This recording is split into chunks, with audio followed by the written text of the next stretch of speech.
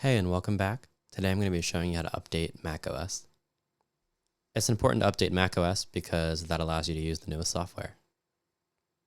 So to update, you go up to this Apple symbol up here, click on that, hit About This Mac. It'll show you some details about your Mac. Go to Software Update, click that button. I don't check for any new updates. This could take a couple minutes.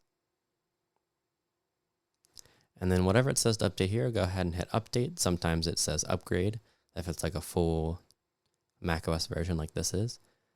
Some updates are smaller, so as you can see, if I click on here, this would be a smaller update, and it might say install.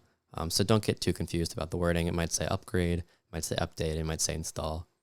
Either way, make sure that you keep upgrading and keep updating until there's nothing left on the screen.